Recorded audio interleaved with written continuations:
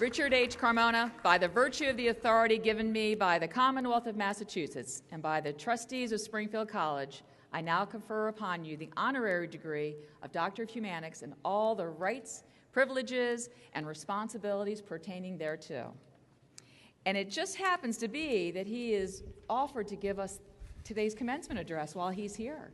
So I'm proud to present to you Dr. Richard Carmona.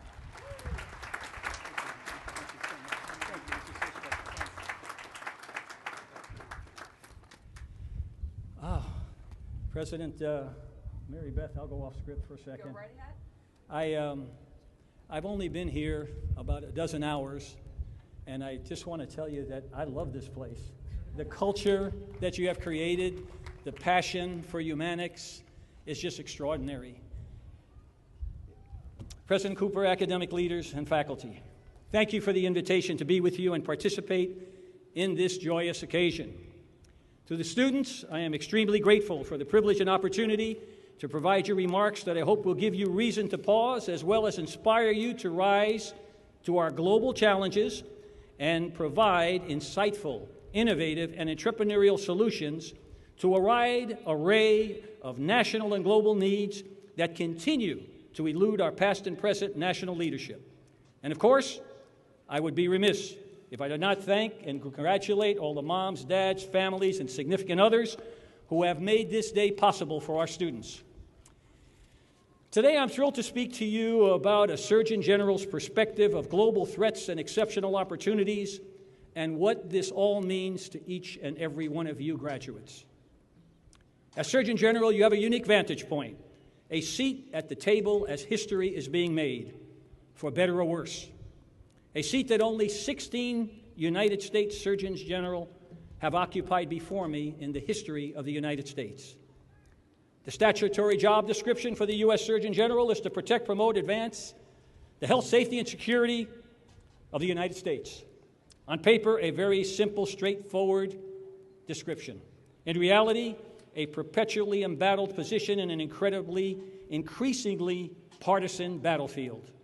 For the Surgeon General is not the Surgeon General of the Democratic or Republican parties. The U.S. Surgeon General is the doctor of the people of our great nation, whose words and advice are guided by the best science available and not partisan rhetoric. Thank you. I'd ask you to think about the partisan battles around stem cells, abortion, Plan B, terrorism, weapons of mass destruction, and national and global preparedness. And of course, more recently, fake news and alternate facts. These are scientific and not political issues to the Surgeon General. Due to the aforementioned and so much more, Surgeons General are known to age in dog years while in office. There is no formal or special preparation available to ascend to the position of Surgeon General. However, my greatest asset was probably being very naive and believing I could change the world and stamp out disease, famine, pestilence, social injustice, and much more. In fact, in one of my very early mentorship meetings with my predecessor Surgeon Generals, I had been reviewing national statistics of disease and economic burden. I expressed my concern to them about the mounting and troubling, increasing poor U.S. health metrics and the cost of care. I jokingly said to those few Surgeon Generals, "What did you guys do during your tenure? Why did you leave this all for me?" Surgeon General Koop, who was one of my mentors, said, "Son, soon you'll understand." And he was correct, because up to that point, the intricacies of the juxtaposition of global and national health issues and politics had eluded me. Now, as a battle-scarred Surgeon General, I am here to tell you that as you graduate, you are now born into the real tumultuous world of this new millennium. You enter a world that anxiously awaits you. Our nation desperately needs and is in search of new, humanics-focused leadership with world knowledge, global commitment, a willingness to challenge the norm, the politically correct, the status quo, to break our political gridlock, to serve the people and not a party, to rise above the political fray, and as Spike Lee once said, just do the right thing. Will you be that agent of change? I can tell you from my personal experience, one person can make a difference. The threats and challenges before us as a nation do not respect our geopolitical borders. global warming, emerging infections, famine, food insecurity, social injustice, wars, terrorism, and more illustrate this every day. As with global health, terrorism also has inextricable links to the social determinants of health, and therefore there is an opportunity for us to be involved in mitigating or preventing terrorism. The genesis of terrorism begins with asymmetries of health, wealth, ideology, theology, and poor governance. So how do we leverage health? Not only as a tool to improve health globally, but also to engender economic development, peace, and prosperity. All vaccines against terrorism. While on active duty, most of my fellow admirals and generals agree that we need a strong military, but it needs to be used judiciously. For we now know that we can't impose democracy or win hearts and minds by shock and awe. We should realize that our nation prospers and does best when it inspires, not when it intimidates.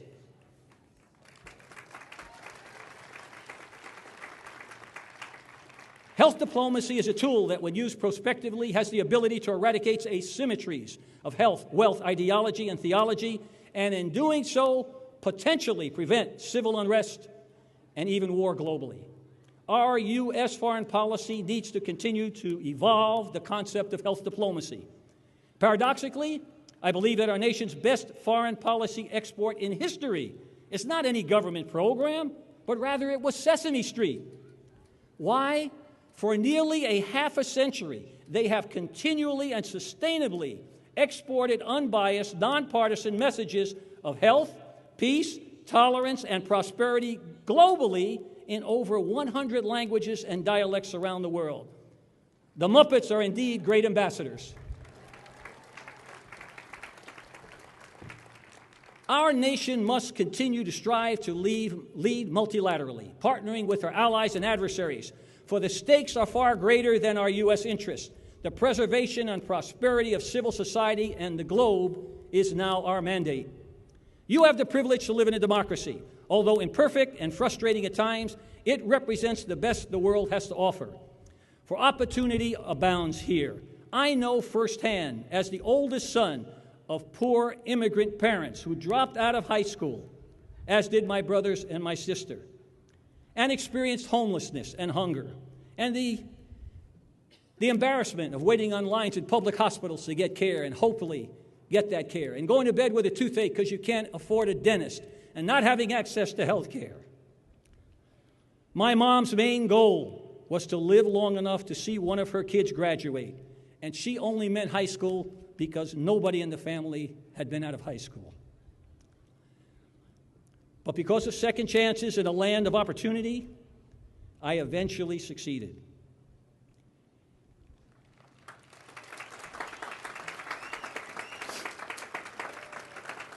The military saved me.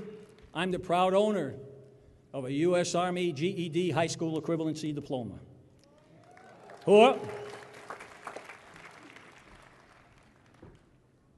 I'm a U.S. Army Special Forces disabled combat veteran. I went to college on the GI Bill.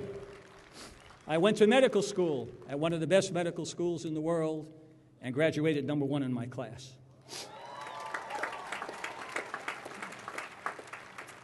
I went to graduate school, attained professorships, and ultimately became the United States Surgeon General.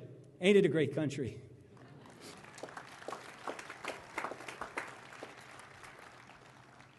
And eventually I exceeded my mother's humble expectations of just to get out of high school, although she never got to come to that graduation.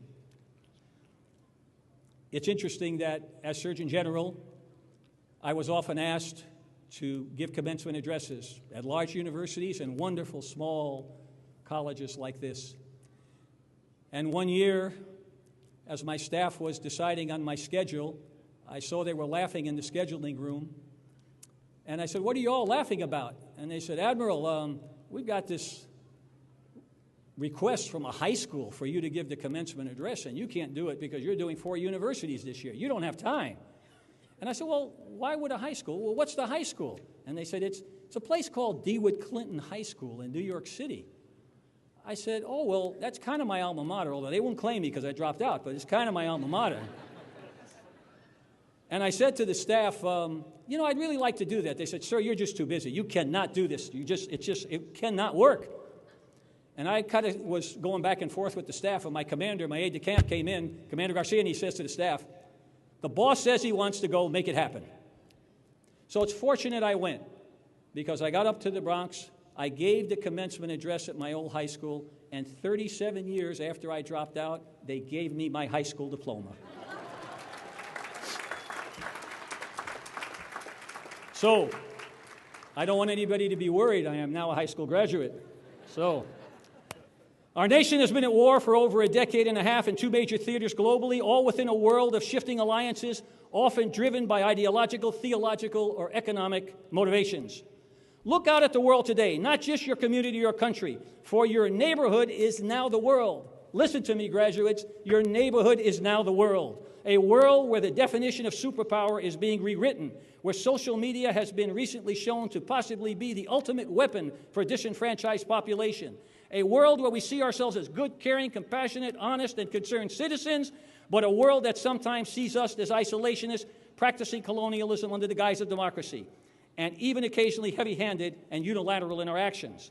I would submit to you that for the privilege of the education you have received, for the gift of citizenship that you have, you also now have the social, moral, and ethical responsibility to go forth and from your unique vantage points, make the world a healthier, safer, cleaner, and more secure place. Work to eradicate social injustice globally. Help extinguish health disparities. Create dialogue, preach tolerance and mutual respect to begin to remove the asymmetries that lead to disenfranchised populations using terrorism as a tool to achieve equality. Work to enhance our nation's global image so that we continue to inspire, welcome, and embrace diversity. Because paradoxically, although diversity sometimes divides us, it is our nation's greatest strength.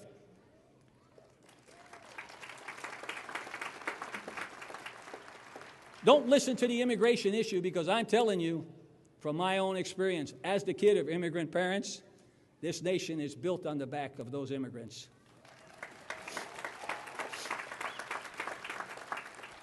On an individual level, never forget, as health professionals, it is we and we alone who have the privilege and obligation to probe the hearts, the minds, and the souls of our fellow citizens we sometimes call patients.